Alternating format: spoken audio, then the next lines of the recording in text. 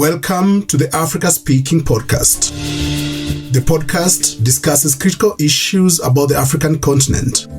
It is brought to you by Toyeza Communications in Nairobi. Are you seeking fresh solutions to climate change? Look no further. Welcome to this first part of our 2-episode series. I am your host, Marceline Nyambala. Today we are incredibly fortunate to host Dr. Lydia Matoke, a prominent traditional healer and herbalist and the president of the Herbal Society of Kenya. She'll be shedding light on the critical and often overlooked role of herbalists play directly in climate change mitigation.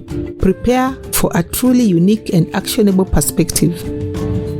Kindly introduce yourself, tell us your name, and what are some of your interests. Thank you for the welcome. I'm Lydia Matoke, Kemunto. I was born in Kisii region, Nyamira County. I'm a traditional healer. I come from a herbal lineage. My grandparents, both on my mother's side and my father's side, they were traditional healers. And what is the difference between herbalist and healer? Herbalist is when you use plant medicine. Mm-hmm. Healer, it is all combined. Mm-hmm. You can use medicine, you can pray, you can do things like massage. Or the massage therapy. Even the massage therapy is under healing. You are the president of the Herbal Society and you're also running some institutions. Please tell us about them. As a practitioner, I run Hope Natural Health Care Center in Nakuru, and I was prompted from what my grandfather used to do. He was a Kisii head surgeon. Yes. And he used to look after patients. Okay. The people or a person who was brought for him to check on what is happening. Maybe this patient has been having persistent headache, and maybe, unfortunately, in life, the person had been hit maybe by a stone or a stick in the head. Once he did the operation, he had a place where to keep the patients, to look after them the first 3 to 5 days, to check on the wound. So, having come from that lineage. Which years were these? My grandfather passed on in 1992 when he was very old. Yeah. And my grandmother passed on 1992 when she was very, very old. She couldn't even wake up from bed. So he was a surgeon in the 70s? Or from before the First World War, 1800s. He was practicing medicine? Yes. Both your grandparents? Yes. From your maternal side? Maternal and paternal. My grandmother is the mother of my father, and she died at the age of 150 years. 150? Yes, in 1992. So because of the medicine, they knew how to practice. She never lived a modern life. She clung to the Kisii Indigenous life. She used to cook in pots. She used to sleep early. Early at what time? By 5 to 6. The whole village, her village, has had supper. 5 p.m. Yes. Why should they stay late? And then they wake up at what time? 6 o'clock. They go and milk. They get breakfast. So you, in terms of your healing, there is something you know about timing, the time and the body. Yes. When you sleep late, sincerely, you will not be normal. Yeah. You overwork your brain. Your brain nerve is so tired. But if you can be able to eat early, relax, get to bed after digestion has taken place, then you will sleep well. So there were some of those who were educated in the 1880 something. That's indigenous knowledge. Yeah.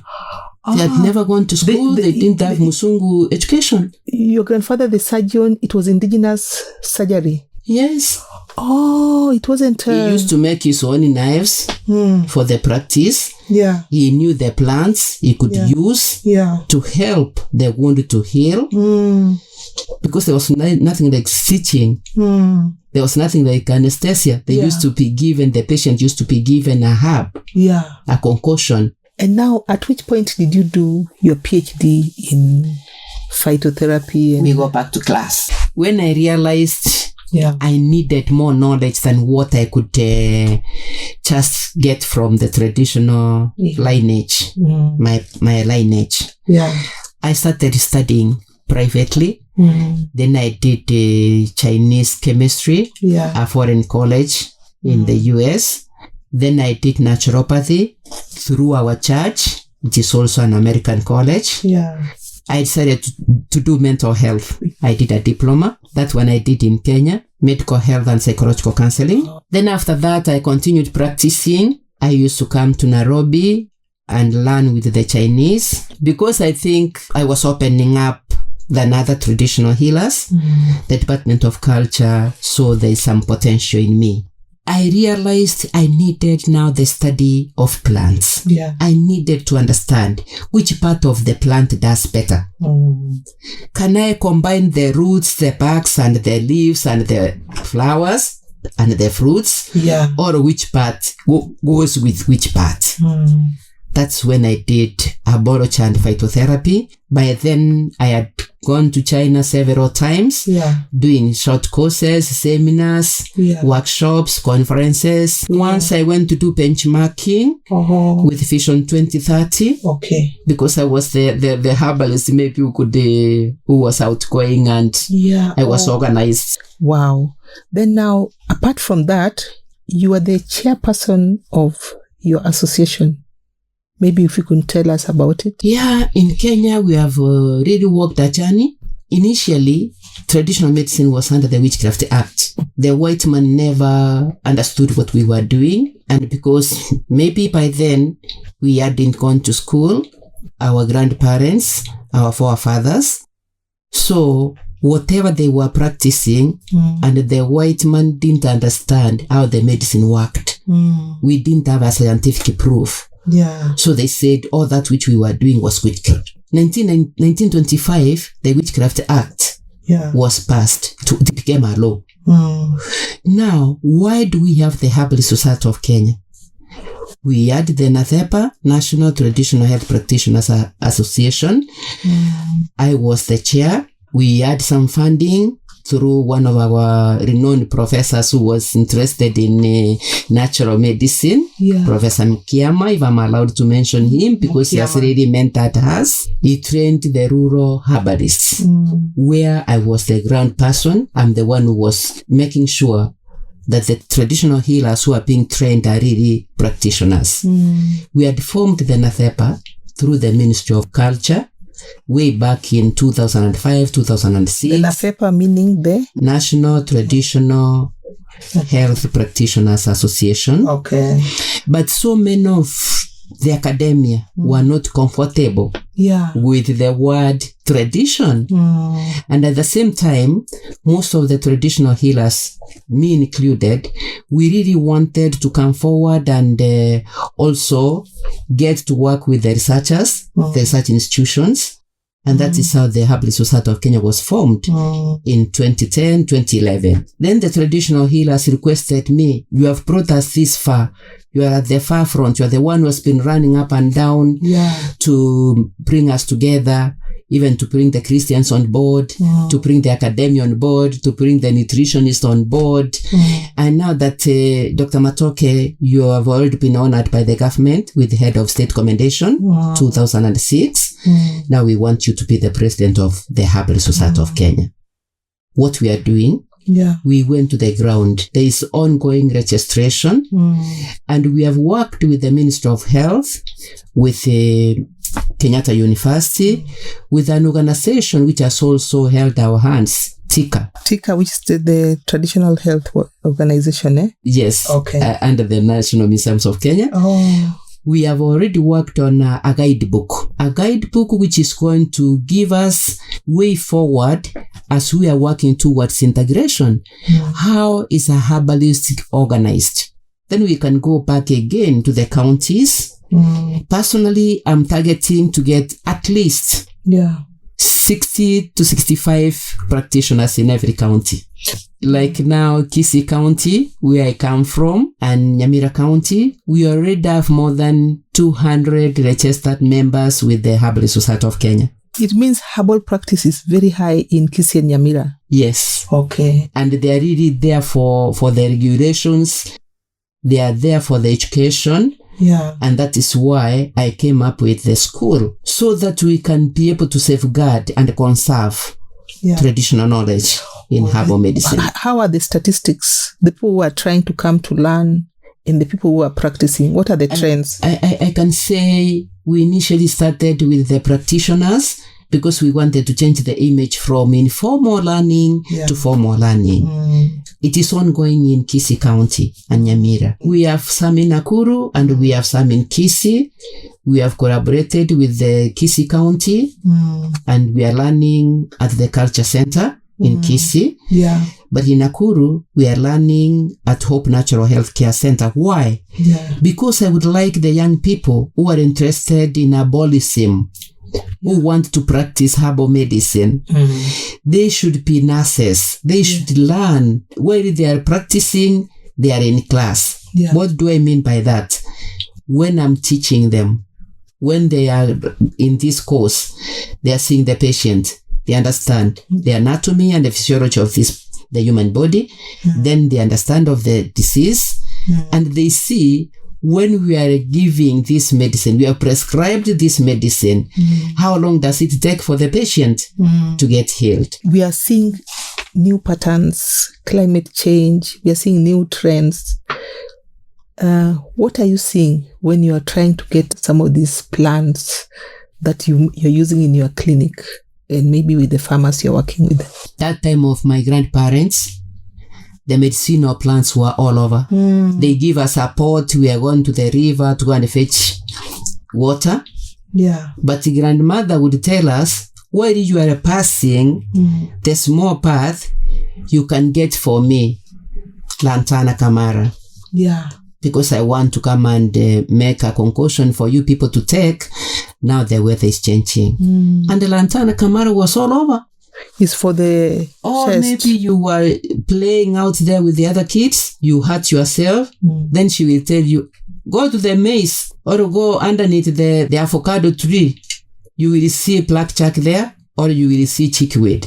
But these days, all these plants, even the shrubs, even the weeds, they are no longer in plenty. Yeah. What has happened? Our way of farming, that's one. Number two, modernization, where we have really destroyed the original forests and we are raising up mansionettes, which is okay to look and to be recognized like another developing nation. But where are we going to get the medicines from? Because even modern medicine, we depend on the plant.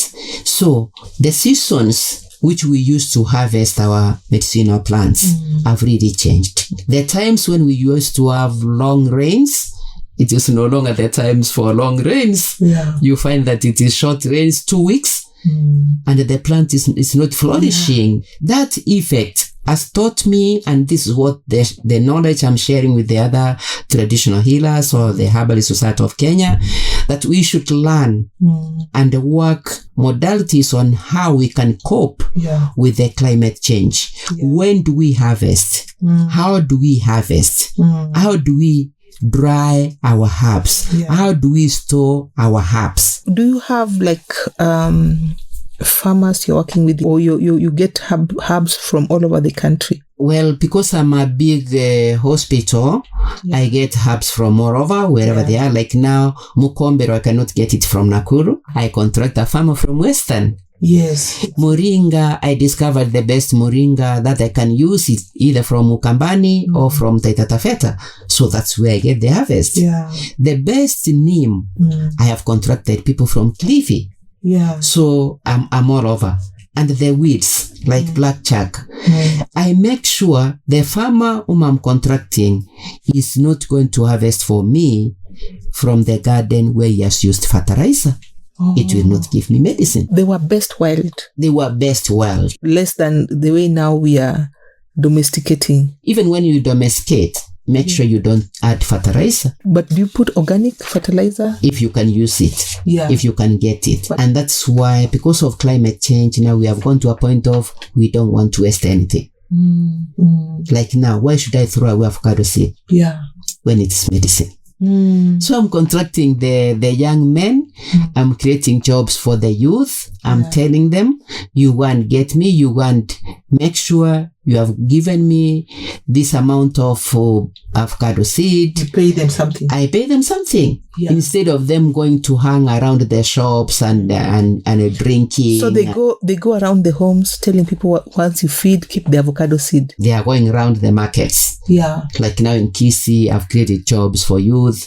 They go around the markets instead of the avocado seed being thrown away. Yeah. Even the spoiled avocado, they get me the seeds. So what am I saying? I'm trying to safeguard the interests of this boy child.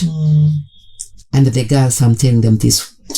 You can be able now to come and be a better herbalist than me.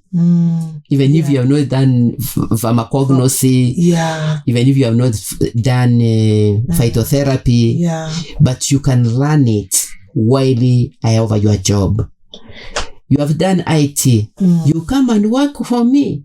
While you are learning herbal medicine. In your association, even in the society, is this issue of climate change, is it a big discussion? Are there responses that you are doing collectively? There is. We are telling the traditional healers to start small gardens instead of us always saying the rains are not there. Instead of us always saying the effect of climate change, we are not going to get this plant and that plant. We are introducing conservation. Every member who has some small land, let them start conserving the plants for that area, for that region. Like now you cannot tell me to go and get the mukilifi, which is the original name, to come and plant in Kisii. Let the Kisii people plant a lot of avocados, a lot of bananas. Let the Kisii people plant a lot of sweet potatoes. Like that. And the people, the herbalists in coast, let them tenderly look after their name. Do we know like how many valuable plant species are medicinal? Do you have that data, or is something you're still developing? As much as we don't have it in our data for the Herbal Society of Kenya, but we have the African Pharmacopoeia, and we have all the researches which have been done by the research institutions, knowledge which they have gotten from the traditional healers, but they have documented. We have our original plants like Mwarubaini, that is the name. We have the Moringa. We have the Prunus africana. We have Kigeli africana. We have aloe vera. We have chickweed. And the like. And for you, you mentioned that your grandmother specialized a lot in fertility. Yes. Which are some of those plants, and for you, what diseases are you predominantly healing, curing, and do you have adequate supply of plants? Actually, now that I have learned modern knowledge and indigenous knowledge, there are many plants that my grandmother used. They are still in use. I have analyzed. I have, they are proven that they work for infertility, like Kigeli africana, both the fruit and the barks, like Prunus africana, both the barks and the roots, and we have small with like other plants. The only challenge which is there now, how can we get them in plant? And that is why we are telling each other, the traditional healers, we work together with the farmers and we domesticate. We start conservation, conserving, the extinguishing. Domesticating as a way to build resilience in those plants to make sure that they are there. And there be continuity. If efforts are not taken, how does the future look like? Dark. You know, it is time now that we even made noise because the government says they want to plant 15 million trees. I'm just asking myself at this time and again, how many medicinal plants are included in the 15 million? And they are working with which institution? Because this is indigenous knowledge on medicinal plants. You have not been engaged in any way? We have tried, but we are not. Most of the counties, we are being told that they already have people who are doing the nurseries. So you're asking out of these 15 million trees, how many are indigenous medicinal? How many are indigenous medicinal? Because how much space are we going to have if 15 million trees are planted which don't have medicine. Yeah. Where is the government going to create another space for the herbalists? Yes. So it is now when they are doing reforestation, they should work with the traditional healers within those counties, get the knowledge, get the plants, the medicinal plants, include them in the 15 million trees that are being worked on here. And another challenge which we are seeing as the society, now that we have this case of HIV. Issue. How are we going to develop local medicines for terminally ill, like now, HIV, diabetes, blood pressure, cancer? We should be able now to be given a chance to start right. How do we start right? If somebody is going to claim that they have a medicine for diabetes, plant the medicinal plants, the tree, so that you can get a continuous supply. Yes. Those who say they have medicine for HIV, are they going to sustain the supply? 15 million trees. How much have you engaged the traditional healer? Especially those ones at the ground who have the indigenous knowledge about the traditional medicinal plants. Because they're the ones who can tell us which plant can be planted where. Like now you cannot bring Gigelia africana to Nairobi, along Nairobi River. Can you plant Mukombero at Rimuru? No, it will not do well. It is in Western. It is in Western. The climate for Mukombero is Western. The climate, Yes. And the soil. What is the potential of this sector, the whole herbal value chain, plus building climate resilience for job opportunities? Very high. If anything, if our government can come up with policies in place to safeguard the knowledge of the indigenous person and also to safeguard the products which they have, then through the knowledge that they have, they can be able to start a sector which will be long-lasting. The issue is how organized are we so that we can be able now to enter into mitigating the climate change. Are we organized? Are we ready? Let's plant the 15 million trees. But how ready are we? That is a good initiative. It is a very good initiative. But I feel I should be part and parcel with my group down at the county level. What fascinating insights into practical climate action. That brings an end to the first part of our conversation with Dr. Lydia Matoke. Join me, Maslin Nyambala, next time as we explore more tangible ways herbalists can contribute to a healthier planet. Thank you for listening to the Africa Speaking Podcast. Join us in our next episode, brought to you by Toyeza Communications in partnership with Forum Sieve. For any comments and views, you can reach us through our website, www.africaspeaking.org. You can also reach us on Facebook, Toyeza Communications, or on our X handle, @ToyezaComs. You can also write to us on email, info@africaspeaking.org.